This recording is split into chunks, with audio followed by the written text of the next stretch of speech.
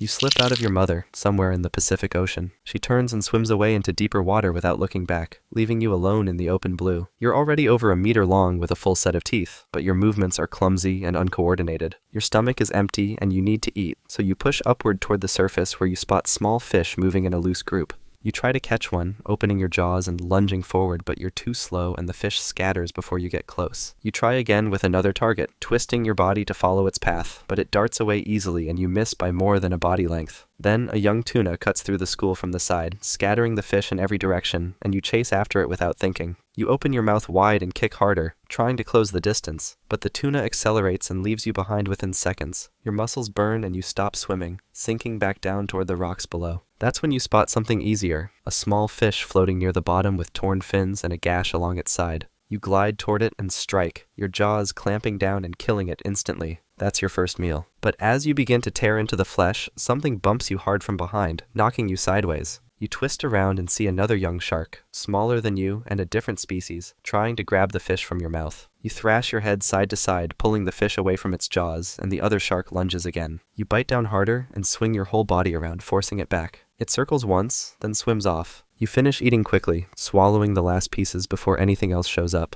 You'll need to eat again soon, and next time something bigger might try to take it from you. You're 3 months old now. You've grown to about 1.5 meters, and you're hunting in shallow coastal waters, where smaller prey gathers. You're hungry and need to find food, so you swim along the bottom, scanning the rocks and sand for movement. That's when you spot a squid moving between the outcrops, its tentacles pulling it forward in short bursts. You dive toward it, and the squid jets away, releasing a cloud of ink that spreads through the water around you. You can't see anything through the dark cloud, so you slow down and wait for it to clear, swimming in a wide circle to find your way out. Then the water clears and you spot something better below you, a small stingray buried in the sand with only its eyes showing above the surface. You need to pin it down before it can escape, so you drop toward it with your mouth open, trying to catch it from above. But the stingray senses you and bolts, its body lifting off the sand and its tail whipping upward as it turns. The barb catches your side, tearing a gash along your flank, and you jerk away from the strike. Blood trails behind you as the stingray swims into deeper water and disappears. You slow down and stay near the rocks, avoiding open water where other predators might notice the blood. Over the next few days, the wound closes and forms a scar, but you're still hungry and need to eat. So you return to hunting, but this time you circle your prey first, watching how it moves and where it might go. You find a small mackerel swimming near the surface and you drop below it, rising quickly and striking from underneath before it can react. Your jaws close around its body and you kill it instantly, swallowing it in 2 bites. You've learned to attack from beneath, and soon you'll find prey that's worth the risk of something striking back. Skip forward a bit, and you're 2 years old now.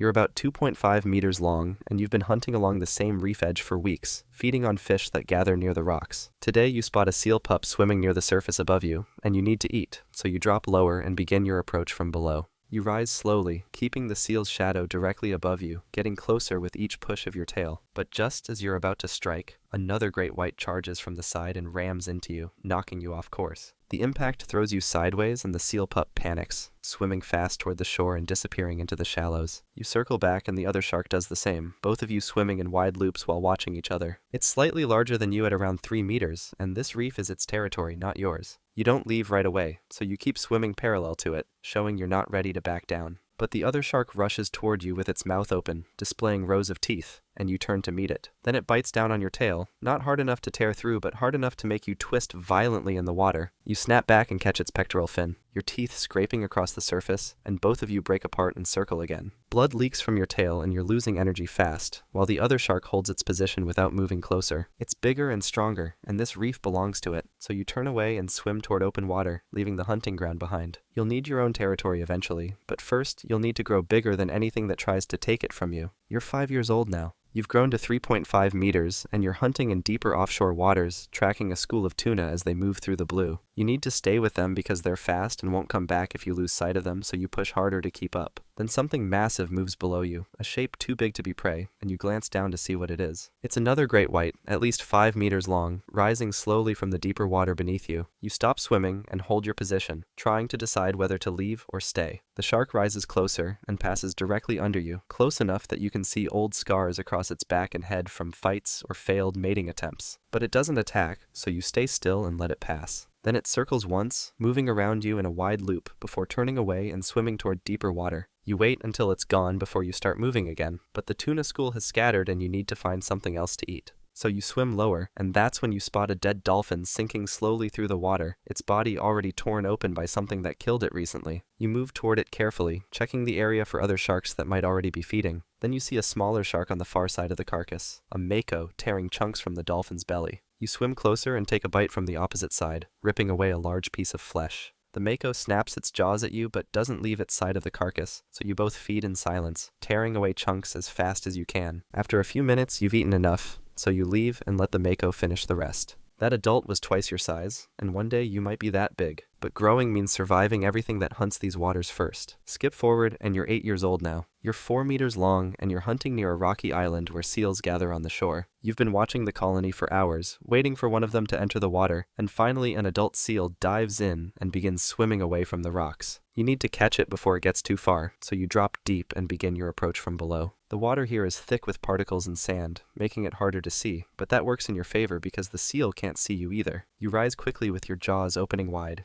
aiming for the seal's body as it moves above you. But just before you reach it, the seal twists sharply to the side and you miss by inches, your momentum carrying you upward until you breach the surface completely. You crash back down and shake your head, trying to locate the seal again, but it's already swimming fast toward the rocks. So you chase after it, pushing as hard as you can, but the seal is faster in short bursts and more agile in the shallows. It reaches the rocks and pulls itself out of the water, climbing onto a flat surface where you can't follow. You circle the area for a while, hoping it will come back in, but it stays on the rocks with the rest of the colony. Hours pass and none of them enter the water, so you leave and swim along the coastline looking for easier prey. That's when you find a small leopard shark hunting in the shallows near the shore. You attack and kill it quickly, your jaws closing around its body and crushing it before it can escape. You eat most of it, tearing away chunks until only the head and tail remain, then you continue moving. The seals are getting harder to catch, but you're getting bigger. Soon your size will matter more than your speed. You're 12 years old now. You're 4.7 meters long and nearly fully grown, and you're hunting near a seal colony you've been watching for days. You've learned when they enter the water and where they swim, so today you position yourself deeper than usual, wading in the blue below where they can't see you. A seal enters the water and begins swimming across the surface, and you hold your position, letting it get further from shore before you make your move. Then you strike, pushing upward with your tail driving you faster and faster until you hit the seal perfectly from below. Your jaws clamp around its body, and the impact carries both of you upward, breaking through the surface completely before you crash back down. You thrash side to side, tearing through flesh and bone with your teeth, and the seal stops moving within seconds. You eat quickly, swallowing large chunks and ripping away more until most of the carcass is gone. Blood spreads through the water around you, and that's when you sense movement nearby. Another great white comes into view, a female slightly larger than you at 5 meters, and she circles the blood cloud before moving closer to investigate. You hold your position instead of backing away like you would have done years ago, and she moves toward the remains of the seal. She takes what's left of the carcass and eats it while you watch, but you don't fight her for it because there's plenty of food in these waters. Then she finishes and swims away without turning back, leaving you alone in the area. You stay near the colony because you know more seals will enter the water eventually, and when they do, you'll be ready. You've perfected the ambush, and now you just need to find a mate and claim these hunting grounds as your own. Skip forward a bit, and you're 15 years old now. You're 5 meters long and fully mature, and you found a large female great white swimming slowly through your territory. She's 5.5 meters long, and you can tell she's ready to mate, so you move toward her and begin swimming alongside her, matching her speed. But then another male great white comes into view, slightly smaller than you at 4.5 meters, and he moves toward the female from the other side. You need to drive him away, so you circle back and ram him with your snout, pushing him sideways. He turns and bites at your side, his teeth grazing your skin and tearing a shallow cut, and you bite back, catching his dorsal fin and ripping it slightly. The female keeps swimming forward like nothing is happening, so you follow her while the other male charges again. This time he tries to push you away from the female completely, and you meet him head-on with both of you colliding and twisting in the water. Your jaws clamp onto his back and your teeth scrape across his skin, tearing through the surface and leaving deep scratches behind. He breaks free and swims in a tight circle with blood leaking from multiple cuts along his body, and you're bleeding too from bites on your side and tail. The other male makes one more attempt to get closer to the female, but you cut him off and he stops. Then he turns and swims away into deeper water, leaving you alone with the female. So you return to her and swim closer, and she lets you move alongside her without turning away. You bite her pectoral fin gently to hold your position while you mate, and the process is brief and rough,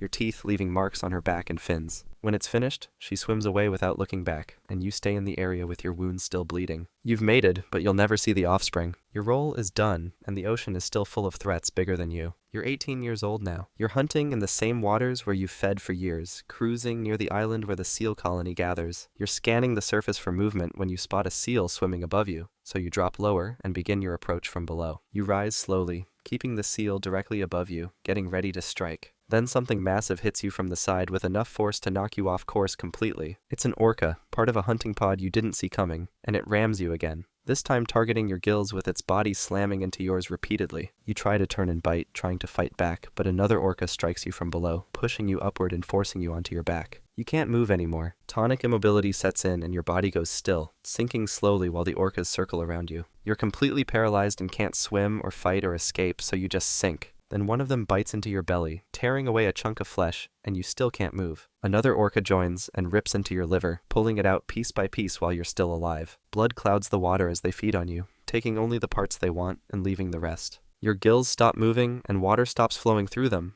so oxygen stops reaching your brain. Then everything goes black and you're dead before your body reaches the bottom. Your carcass sinks and lands on the seafloor, where crabs and hagfish and smaller sharks begin tearing away what the orcas left behind. Over the next few weeks, they strip everything away until only bones remain, and then the current carries those away too. By the time it's over, there's nothing left that looks like you anymore. Life as a great white shark might be rough, but there's another animal out there that has it way worse. Trust me, it's wild. Check out the video and see for yourself.